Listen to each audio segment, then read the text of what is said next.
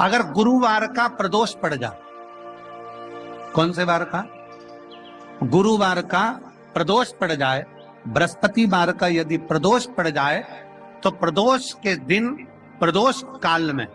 प्रदोष के दिन प्रदोष काल में शिवालय में जाएं, शंकर के मंदिर में जाएं, एक ही दिए के अंदर एक फूल बाती, कैसी बाती है? फूल बाती, और उसी दिए के अंदर एक लंबी बाती, दो बाती। कौन सी बाती हैं? जम के बोलो जरा।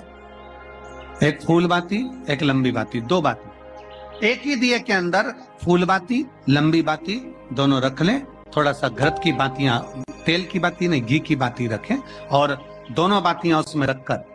3 बेलपत्र भगवान शंकर के मंदिर में लेकर जाएं। दिए को भी प्रज्वलित नहीं करना है। पहली बेलपत्र नंदीश्वर की जो ऊपर का भाग होता है, जिसको हम शिव तत्व भाग कहते हैं, नंदी के पीठ पर एक भाग होता है जिसको शिव तत्व भाग कहा जाता है, वो नंदी की पीठ पर जो भाग है वहां पर एक बेलपत्र समर्पित कर। दूसरा बेलपत्र आप जो माता पार्वती जी का, जैसे ये शिवलिंग है और ये गोल भाग है, ये माता पार्वती जी का हस्तकमल है, तो माता पार्वती जी का जो हस्तकमल है, इस हस्तकमल पर कहीं पर भी एक बेलपत्र आप समर्पित कर दें। और तीसरे नंबर की जो बेलपत्र है वो भगवान शंकर पर समर्पित कर दें। जो दिया आप लेकर गए हो मंदिर में, उसी दिए को नंदी और महादेव इन दोनों को दर्शन कराते हुए अगर मंदिर के अंदर लगाने दें दिया तो ठीक है, ना लगाने दें तो दीप को बीच में बस स्पर्श कराकर, भले बाहर जाकर लगा दो, पर प्रयास करो वो दीप, वैसे तो बीच में नंदी और शिव के मध्य में वो दिया स्पर्श होना चाहिए। जैसे ये नंदी है और ये शिव है, तो इसके मध्य में दीप स्पर्श कर ले, भले उसको जलाने ना दें, पर स्पर्श मात्र कर कर अगर आपने एकांत में कहीं पर भी ले जाकर लगा दिया, उस दीप को जला दिया,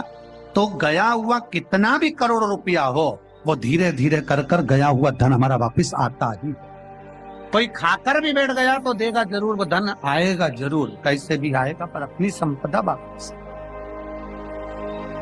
कल भी कथा में कहा था कि मंदिर नहीं जा सकते तो उसकी चौखट का दर्शन करो, उसके दरवाजे के द्वारपाल वीरभद्र मणिभद्र और उसके चौखट पर बैठी है भाग्य देवी। शिव महापुराण की कथा कहती है, जो शंकर भगवान के, आप कभी अगर मौका लगे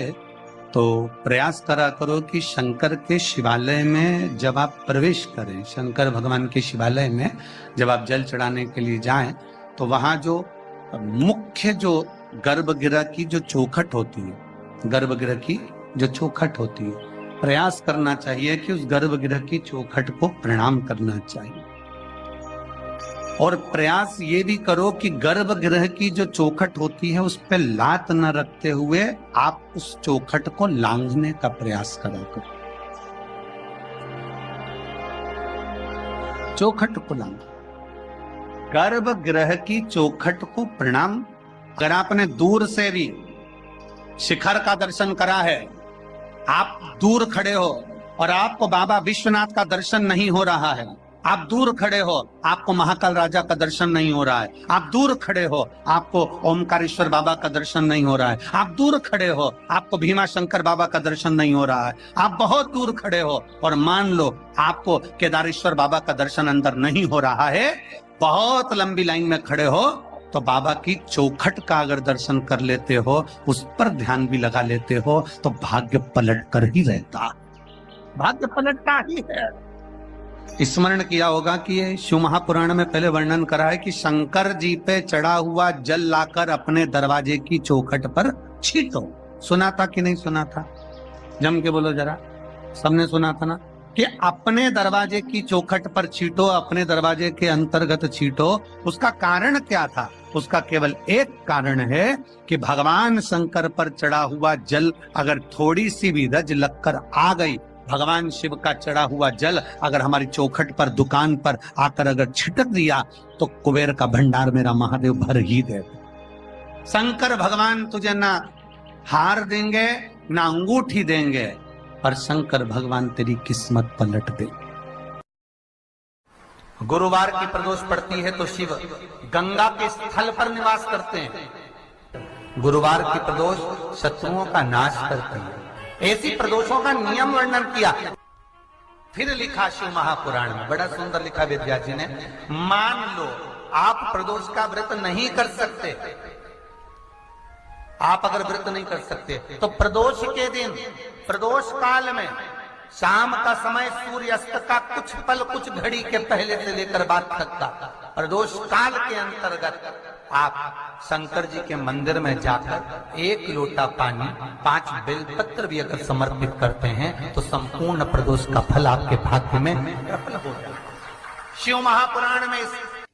शिव कथा कहती है, नंदी का एक पांव जो ऊपर होता है, आप लोग दर्शन करे होंगे शंकर जी के मंदिर में नंदी के,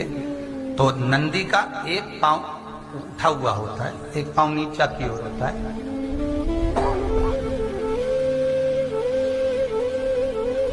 शिव पुराण की कथा कहती है, मान लो कोई हड्डी से जुड़ा हुआ रोग, नेत्रों से जुड़ा हुआ, मस्तिष्क से जुड़ा हुआ कोई रोग रहता है,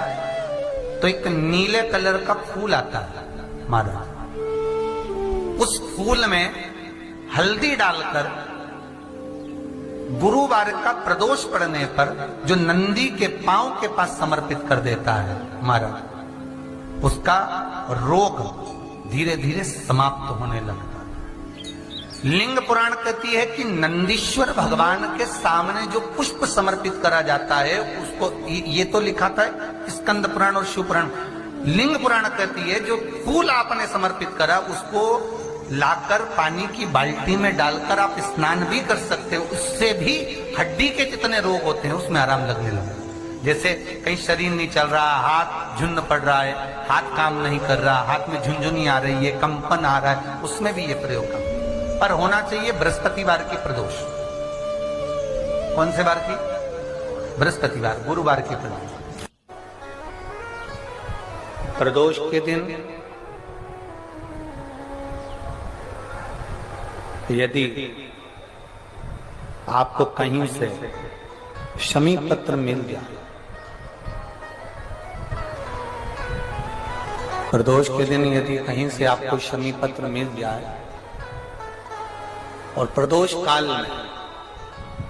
प्रदोष का जो समय होता है, शाम का जो समय होता है प्रदोष काल, 4 प्रदोष 5 प्रदोष आप कर देखिएगा कि आपका कोई काम है, कोई नौकरी के लिए आप अप्लाई कर रहे हैं, कोई समस्या बड़ी विकट आ गई है, कोई तकलीफ विकट आ गई है, कोई समस्या विकट आ गई है, प्रदोष के प्रदोष काल में अगर एक शमी पत्र भी आप घर के शिवलिंग को, अब ये करने के लिए आपको मंदिर के शिवलिंग नहीं जाना, अपने घर में जो शिवलिंग, चाहे वो स्फटिक का हो, पारद का हो, कंकर शंकर का हो, लकड़ी का हो, जो शिवलिंग तुम्हारे घर में, कांच का हो,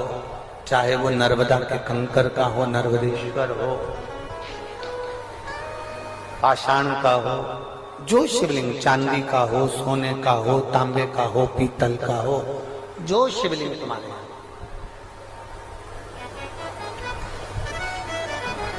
एक शमी पत्र यदि आप भगवान शंकर के शिवलिंग पर समर्पित कर रहे हो और उस शमी पत्र को उठाकर रात्रि को 9:15 की जो एक मुहूर्त होता है, एक समय होता है जिस समय पर हम अपने मन की बात भगवान शंकर को कहते हैं, पूर्व में भी इसका वर्णन हम कर चुके हैं कथाओं में। उस 9:15 पर वो शमी पत्र को उठाकर एक कागज में, एक कटोरी में उसको रखते, 4 या 5 प्रदोष के उस शमी पत्र को अपने पास में रखिए और जिस कार्य के लिए जा रहे हो उसको जेब में ऊपर के भाग में उसको रखकर लेकर जाइए, आपका वो कार्य सफल होकर ही रहेगा, वो रुक नहीं सकता। एक नियम बना लो,